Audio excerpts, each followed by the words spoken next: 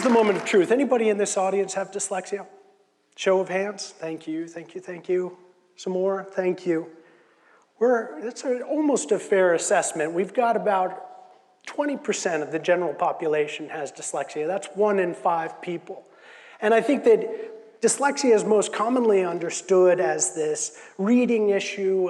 We have a tendency of flipping our B's and our D's and our Q's and our G's, and that's, I think that's a fair assessment, at least in the symptomatic department.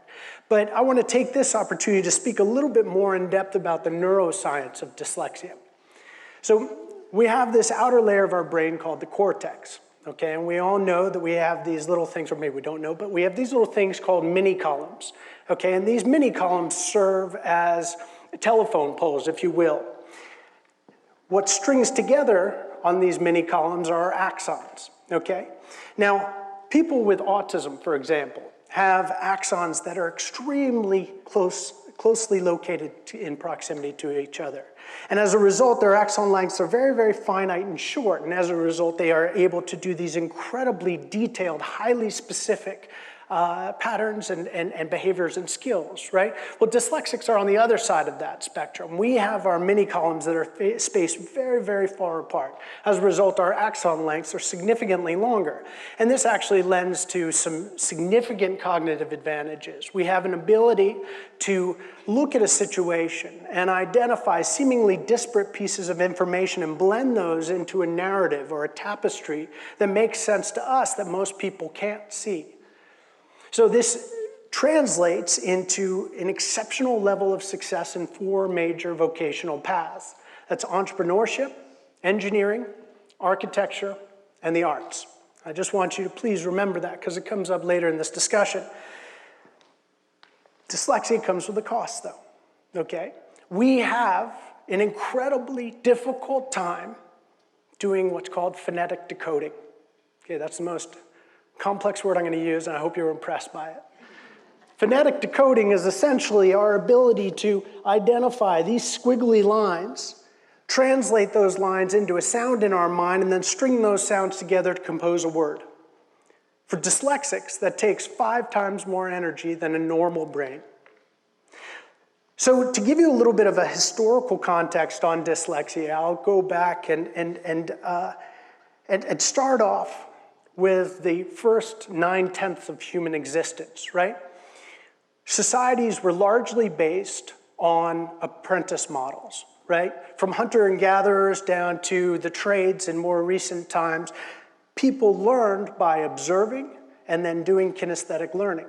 Now this happens to be the wheelhouse for dyslexics. This is our prime opportunity to learn.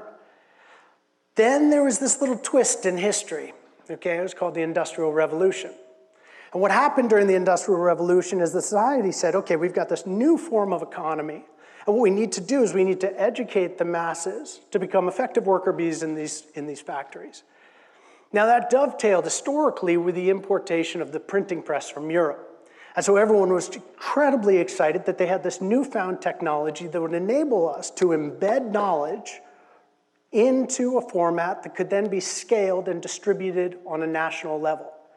Now this served society tremendously well, except for the fact that at that very moment, you essentially locked the door on 20% of the population, right? Those of us with dyslexia. So what does the dyslexic experience feel like? Of those that raise their hands, we certainly know, but I'll illuminate it for the rest of you. I ask you to kind of take a stroll back to that sepia-toned images of your 7, 8, 9-year-old years, right? Where school was this montage of recess and nap time and snack time. The world was a really good place, right? And then all of a sudden, at one point, they kind of tighten the screws a little bit, and they said, okay, we're going to introduce our first benchmark of intelligence. They didn't put it that way, but that's what they were doing. They said, we're going to learn how to read. And all of a sudden, for those of us with dyslexia, our world changed overnight. We realized, looking at our peers, that what everyone else was doing effortlessly, we had an incredible time trying to do. And we actually not only failed on day 1, but we failed on day 2 and 3 and 4 and so on. And the years started to compound where we were exposed to this level of failure that became so commonplace that we started to wear this shroud of shame. There's a psychologist named Dr. Gershon Kaufman. Dr. Kaufman studies shame. Dr. Kaufman says that people who cannot read or who have difficulty learning how to read feel the same level of shame as people who've engaged in incest. Yeah. So you can imagine what it's like. Again, you see that yourself, many, many years ago, and you realize that after a while, you're burdened with this shame, and then all of a sudden you get this reinforcement, negative, albeit, where you're walking down the hall and you hear things like, that guy Dean, kid's so dumb he can't even read, right? Or you get the best one is the teacher-parent conference, where they're like, Dean's a smart kid, but if he just tried harder, I think he's a little bit lazy, okay? And so what happens is that you formulate this malignant self-esteem. You start to believe, no matter how strong your personal resolve may be, you start to believe what everyone is telling you. So it should come as no surprise, right? You transition into middle school and you're looking at high school and you're thinking, okay, who am I going to be, right? We all remember that. That was a horrible experience, right? Trying to define who we were going to be in our cult, in our pack, in our community, right? And we knew instantly that we were not going to be the smart kid. I mean, albeit the wrong assessment, but we knew that we weren't going to be the smart kid, and maybe we were the gifted jock. But chances are we looked at the kids after school smoking reefer on the bleachers, right? Or the kids throwing, rocks through glass, or, somebody maybe even getting involved in a little bit of gang involvement. And we think to ourselves, well, they've got a very, very low barrier to entry, right? I can be that guy. That's very easy, right? And so we naturally gravitate towards those identities. And, statistically, it's a very sad story. 35% of all dyslexics drop out of high school. And 50% of all adolescents involved in drug and alcohol rehabilitation have dyslexia. Another whammy is 60%. In fact, the people in the professionals say it's more like 70%, but I think that's outlandish. The people that work in the juvenile detention system say that 70% of all juvenile delinquents have dyslexia. So that is a very strong and depressing narrative, obviously. But we all have heard, right? I've heard an earlier speaker talk about Einstein, right? We've all heard how Einstein is dyslexic, right? JFK, Pablo Picasso, Leonardo da Vinci, Richard Branson, Charles Schwab. I mean, the laundry list is endless, right? In fact, dyslexics, when they are fully empowered and they recognize that innate intelligence, represent 35% of all entrepreneurs. They represent 40% of all self-made millionaires. And those rocket scientists down at NASA? 1 out of 2 of them is dyslexic. My favorite, because I live in Cambridge, Massachusetts, is this, easy to get into school called MIT. They call dyslexia the MIT disease, right? So I have kind of toiled with this notion of why it is that, my people, right, suffer these huge delta in outcomes. And about 1.5 years ago, I found myself in a learning disability conference, which is the worst name you could think of. And I was listening to these professors, and they were really impressive. They had, 3 or 4 acronyms behind their last names. And they were sitting there saying, the way that we need to teach dyslexic learners is through 2 things. We need to teach them social emotional learning and executive functioning methodology. Okay, that's code word for sequencing and time management and emotional intelligence, okay? And I sat there like you all did, and I was just getting a little hot under the collar. Like, man, what they don't get is that adding another discipline to an already frustrated student is like, all right, boys and girls, you headed off to the gulag. Here is an 800-pound sledgehammer called social emotional learning executive functioning. Take this. It's really going to help when you get there. It makes absolutely no sense. So I was frustrated, and I went into a conference, a little breakout session that was hosted by the Carroll School, which is up in Lincoln, Massachusetts, K through 8, dyslexic only.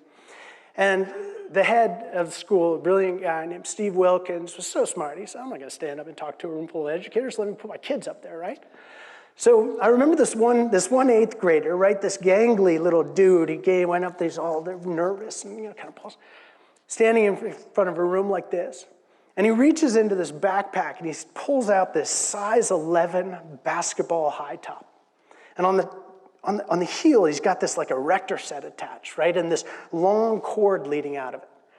And he explains to everybody that this is his prototype for a shoe that enables him to charge a cell phone while he walked. And everyone, yeah, right? That's everyone else's reaction. It's like, that's really good, man, right? Yeah, there's some technical issues, right? But let's, that's details. But the beauty was that the moment this kid's presentation ended, every arm in the place shot up, right? And all of these very impressive educators going, how did you think of that? That's so creative. And I watched this kid, literally, this little 8th grader, like, blossom into this deity, right? That kid was going to walk out of that presentation hall, and he was never, ever going to believe that he was stupid or lazy or indolent.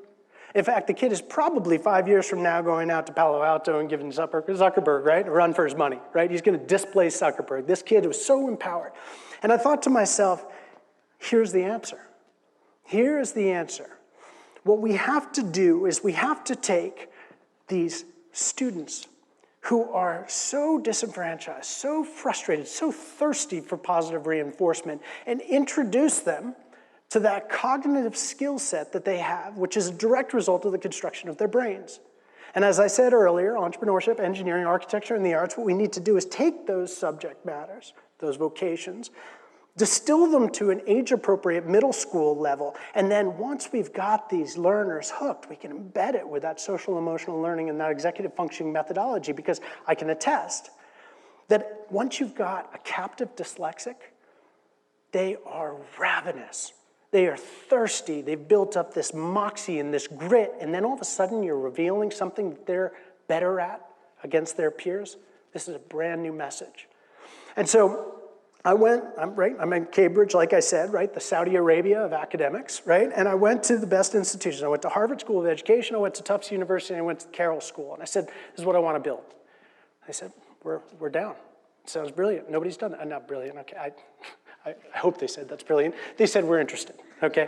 Sorry, a little artistic liberty, I guess, but I'm still working out some issues from my youth. But the beauty was that they got on board, and then I was faced with the question is, okay, how do I avoid the mistake of the traditional educational path, right? How do I avoid text as that barrier to entry? So I hunted around, and it turns out that Harvard, MIT, and Stanford University have created something called edX. edX is a state-of-the-art internet platform where they provide their MOOCs, their massively open online curricula, okay? And because these 3 universities have, the GDP of a small country, each one of them, they said, well, part of building this and part of our social responsibility is we'll open source our software, which means that anybody can utilize the state-of-the-art technology to create their own MOOCs. So I found a company that works between me as the content provider and this software, and we determined that I could actually offer every single one of my lesson plans through a variety of modalities, right? I could offer my lesson plan through a video presentation. I could offer it through an audio presentation or a graphic or a pictorial representation, which enables that dyslexic learner to access the information without having to stumble over text as that barrier. Now, I don't want to ever be mistaken for saying that dyslexics don't have to learn how to read. They absolutely do. But the point is this, is that if we can get to these kids when they're in middle school and we can access or reveal to them what their inherent capacities are, before, as my friend Ben Foss, another friend in the field, says, before the cement of their personality is solidified, we can theoretically, and I hope to prove this, we can take these kids, empower them in such a way that we can not only reduce attrition rates and reduce drug and alcohol and incarceration rates, but better yet is we can give birth to these kids. They can access within themselves a new narrative, an empowered narrative, where they can go out and they can join the ranks of those famous dyslexics that I listed earlier. But more importantly, so these individuals can become self-actualized, satisfied, content, confident human beings. And I'll end it on this. There are a lot of problems facing today's society. And a lot, I think the previous speaker was speaking about the environment, riddled with problems, right? Some of the most creative, innovative minds are at this moment atrophying behind bars. And that's all a result of a system that insists upon the most archaic form of educational medium, text. So, I hope I'll get invited back in 5 years. And I'll be able to explain to you, and I know better yet, I'll be able to put up a panel of my students, that's non-TEDx, but let's say, put up a panel of my newly empowered little dyslexic brother and sisters and let them show you what it is they've invented or what it is that they're going to do to solve some sort of environmental problem. So I'm so grateful to have had this opportunity to speak to you all, to hopefully tell you a little bit more about this dyslexic potential that we're trying to unlock. So I thank you so much for being here. Thank you.